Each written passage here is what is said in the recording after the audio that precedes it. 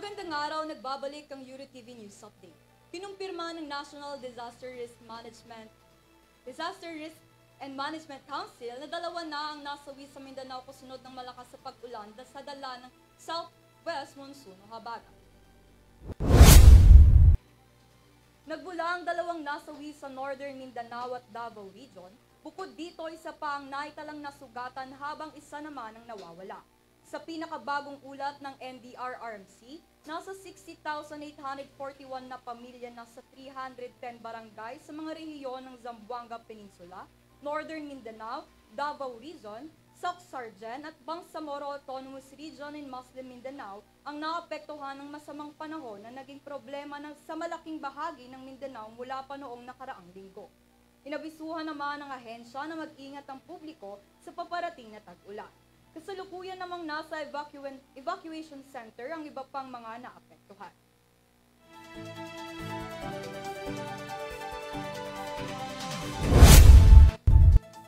Samantala, pinagtibay ng Baguio City Council sa kanilang pagpupulong ang bagong ordinansa na nagbibigay ng exemption sa mga senior citizens mula sa number coding scheme.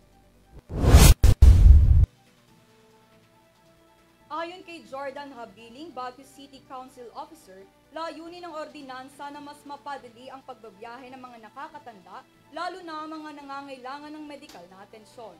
Sinabi ni Councilor Jose Molintas na ang pagbibigay ng exemption ay isang hakbang patungo sa mas inklusibong komunidad na nagpapahalaga sa kalagayan ng mga senior citizens.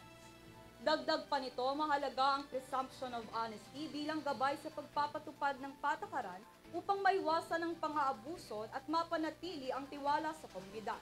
Ang bagong ordinansa ay naglalayong masiguro na ang mga senior citizens sa Baguio City ay magkakaroon ng mas maginhawang biyahe at higit pang benepisyo alinsunod sa Expanded Senior Citizens Act of 2010.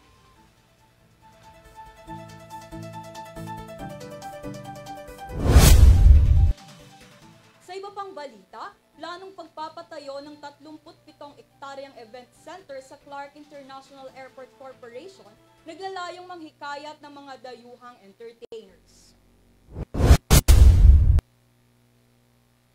Nagpaplanong magtayo ang Clark International Airport Corporation ng 37 ektaryang entertainment at event center.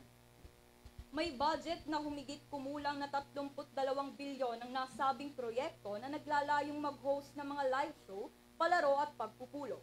Hinihikayat din ng palipara ng mga global artists tulad ng 14-time Grammy winner na si Taylor Swift na magtanghal sa venue. Sa kasamaang palad, hindi napabilang ang Pilipinas sa Asian leg ng Eras Tour concert ni Taylor. Pinanggit ni CEO Ari Perez na marami ang interesado sa proyekto at umaasa silang makakakuha pa ng maraming promotion para dito.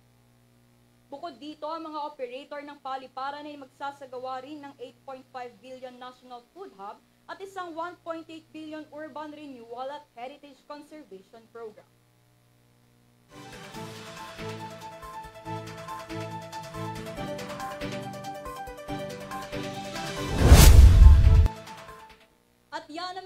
At yan ang mga balitang aming nakalap hanggang sa mga oras na ito. Para sa ibang balita at impormasyon, bisitahin ang aming official website, eurotvph.com. Maaari nyo ring mapanood ang iba pang programa ng EuroTV News sa Pinoy Extreme Cable Channel. Maraming salamat sa inyong pagsubaybay. Ako si Floz Perez, sumasaludo sa bawat Pilipino.